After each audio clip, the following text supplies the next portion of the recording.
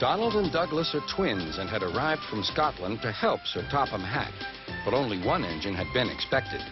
The twins meant well, but did cause confusion.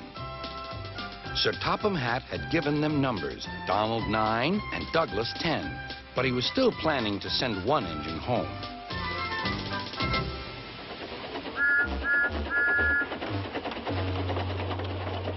There was a brake van in the yard that had taken a dislike to Douglas. Things always went wrong when he had to take it out. His trains were late, and he was blamed. Douglas began to worry.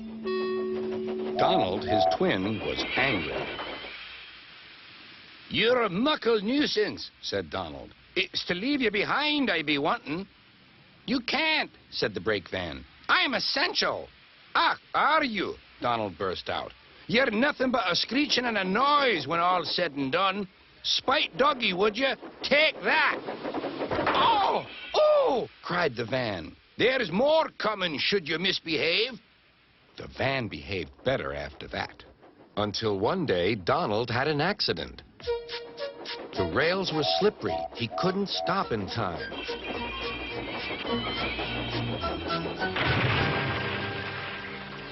Donald wasn't hurt, but Sir Topham Hatt was most annoyed.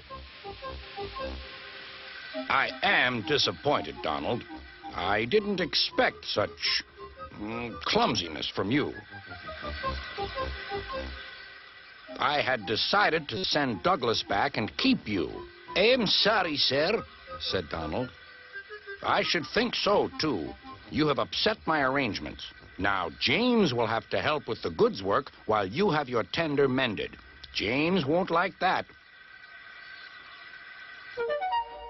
Sir Topham Hatt was right. James grumbled dreadfully about extra work.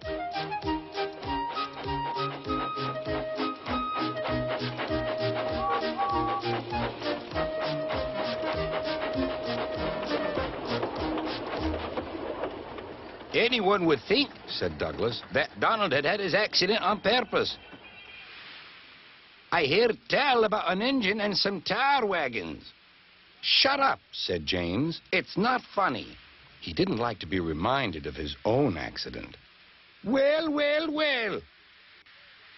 Surely, James, it wasn't you. You didn't say."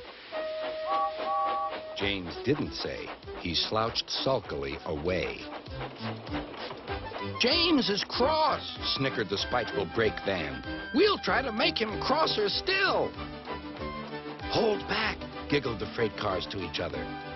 James did his best, but he was exhausted when they reached Edward's station. Luckily, Douglas was there. "Help me up the hill, please," panted James. "These freight cars are playing tricks."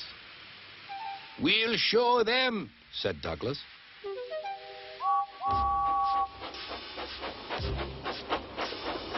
Slowly but surely, the snorting engines forced the freight cars up the hill. But James was losing steam. "I can't do it! I can't do it!" "Leave it to me!" shouted Douglas. The conductor was anxious. "Go steady! The van's breaking!" The van was in pieces. No one had been hurt, and soon Edward came to clear the mess. Sir Topham Hatt was on board. "I might have known it would be Douglas," he said.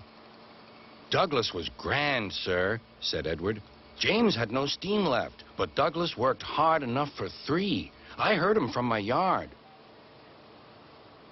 "2 would have been enough," said Sir Topham Hatt. "I want to be fair, Douglas, but I don't know. I really don't know." Sir Topham Hatt was making up his mind about which engine to send away, but that's another story.